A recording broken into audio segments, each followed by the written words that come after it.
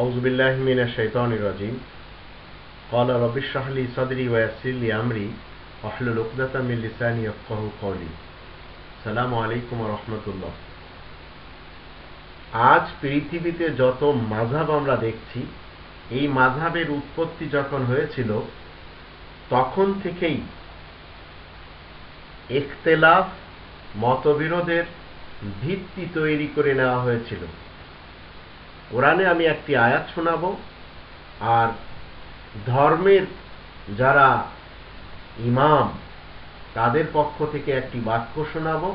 তাহলে আপনারা বুঝতে পারবেন মতবিরোধের মাযহাবগুলি যখন তৈরি হয়েছিল তখন তাদের সবচেয়ে বড় হাতিয়ার কি ছিল।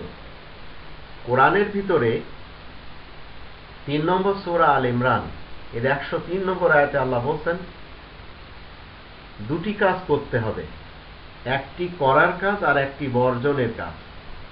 ওয়াতাসিমু বিহাবলিল্লাহি জামিয়ান, তোমরা সবাই মিলে আল্লাহ তাআলার এই রশিকে মজবুতভাবে আঁকড়ে ধরবে, এটা হচ্ছে করার কাজ। আর না করার কাজ হলো ওয়ালা তাফাররাকু, আর তোমরা ফিরকা ফিরকাতে বেটে যাবে না, মাযহাব মাযহাবে বিভক্ত হয়ে যাবে না। এই আয়াতের মোকাবেলায় সবচেয়ে বড় হাতিয়ার তৈরি করা হয়েছিল ইখতিলাফুল আইম্মাতি রাহমাতুন। ইমামদের যে মতবিরোধ সেগুলিকে রহমত বলা হয়েছে। কোরআনের এই আয়াতের বিপরীত এই বাক্য তৈরি করে নেওয়া হয়েছিল এই বিভিন্ন ধরনের মাযহাব তৈরি করার জন্য। অথচ সত্যবাদীরা তাদের এই ইখতিলাফুল আইম্মাতি রাহমাতুন এটা তারা বলেছে যে যারা প্রকৃত সত্যবাদী, ইখতিলাফুল আইম্মাতে জাহমাতুন এটাকে রহমত বলা যাবে না, কারণ এটা মানুষকে পতন করে ছাড়ায়। এই ধরনের বাক্য যখন মানুষকে শোনানো হয় তখন তারা বিভিন্ন মতবাদের জালে ফেঁসে যায়। নোমান ইবনে সাবিত সাহেবের অধিক সময় তার ইতিহাসে আমরা দেখতে পাই তার বিশেষ দুইজন শিষ্য ছিল, শাগরেদ ছিল। একজন ছিল ইমাম মুহাম্মদ, একজন ছিল ইমাম আবু ইউসুফ। অধিক ক্ষেত্রে এই উস্তাদের বিপক্ষে যেত এই দুইজন তার শাগরেদ। এমনকি তিনজন তিন ধরনের রায় রাখত।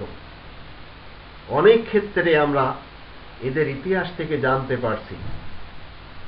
কিন্তু যারা আজ আবু হানিফা সাহেবকে মেনে যাচ্ছে, এই নোমান ইবনে সাবিত সাহেবকে, তারা তাকে নিষ্পাপ মানার জন্য এত বেশি চেষ্টা করে যাচ্ছে যা বলে শেষ করা যায় না। যখন আপনি হানাফি যারা বিজ্ঞ পণ্ডিত এদের সাথে কথা বলবেন তখন তারা এ কথা বলতে দ্বিধা করে না যে আবু হানিফা সাহেব যা কিছু মসলা ইস্তেমবাদ করেছেন সেগুলি সবই ঠিক। যদি ঠিকই হতো তাহলে ওনার মৃত্যুর সময় ইমাম শাফি সাহেব জন্ম নিয়েছিলেন, আর সেই শাফি সাহেব আর একটি মাযহাব দাঁড় করিয়েছিলেন। ইনারা সবাই পণ্ডিত ছিলেন নিজ নিজ ফলসফার উপরে। ইখতিলাফুল আইম্মাতি রাহমাতুন এটাই ছিল তাদের মূলত ভিত্তি। কিন্তু আজ কোরআনের কথা যদি আমি আমার এলাকায় বলি, তাহলে খুলনার মুফতি গুলাম রহমান সাহেব, যশোরের মুফতি অক্কার সাহেব আমাকে ফতোয়া দিয়ে বসেন যে আমি নাকি মুরতাদ। মুরতাদের সংজ্ঞাটা কি সেটা ওনাদের জানা নেই। ওনারা প্রকৃতপক্ষে মুরতাদ কিনা সেটা ওনাদের দেখে নেওয়া উচিত।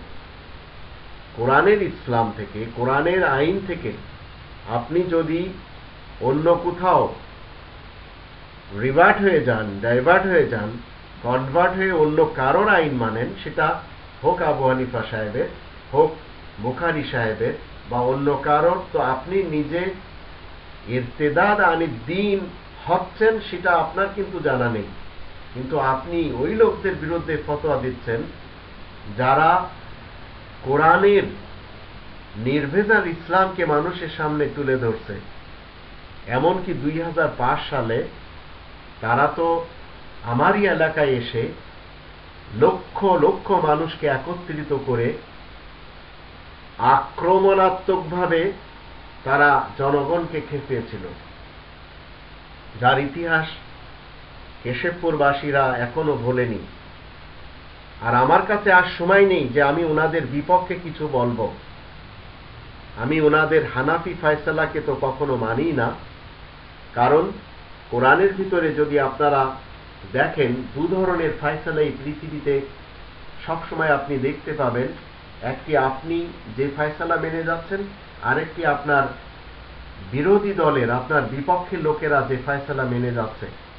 তবেই তো আল্লাহ রাব্বুল আলামিন 109 নম্বর সূরা এখানে নাযিল করেছেন। রাসূল কারীমের যুগেও ছিল, তিনি বলেছিলেন বিসমিল্লাহির রহমানির রহিম, 109 নম্বর সূরা কাফিরুন এর 1 থেকে 6 আয়াত। কুল ইয়া আইয়ুহাল কাফিরুন, পরমদাতা দয়ালু আল্লাহ তাআলার নামের সাথে আরম্ভ, তুমি বলে দাও হে আয়াত গোপনকারী লোকেরা, লা আবুদু মা তা'বুদুন, আমি তো তোমরা যাদের ইবাদত করে যাচ্ছ, মেনে যাচ্ছ, আমি তাদেরকে মানি না। ওয়ালা আনতুম আবিদুনা মা আবুদ, আর আমি যার বন্দেগী করে যাচ্ছি শুধু তার বন্দেগী তোমরা করবে না। ওয়ালা আনা আবিদু মা আবাদতুম, আর আমিও তো করতে যাচ্ছি না তোমরা যাদের বন্দেগী করে যাচ্ছ তাদের বন্দেগী। ওয়ালা আনতুম আবিদুনা মা আবুদ, আর তোমরা কখনো আমি যার উপাসনা করি তোমরা সেটা শুধু তার উপাসনা করবে না।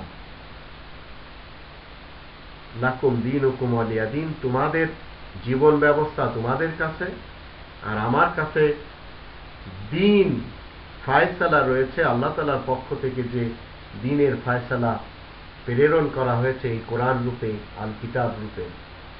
আর সেই ফয়সালাকে আল্লাহ বলেছেন ইসলামের ফয়সালা। 3 নম্বর সূরা আল ইমরানের 19 নম্বর আয়াতে আল্লাহ বলছেন ইন্না দীনা ইনদাল্লাহিল ইসলাম।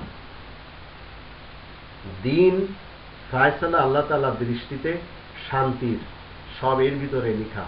এর বাহিরে কোন ধরনের ফয়সালা কেউ লিখতে পারে না। যদি কেউ মানে, সে ইরতিদাদ আনি দিন হয়ে যাবে, সেই দিন থেকে মুরতাদ হয়ে সেদিকে চলে যাবে।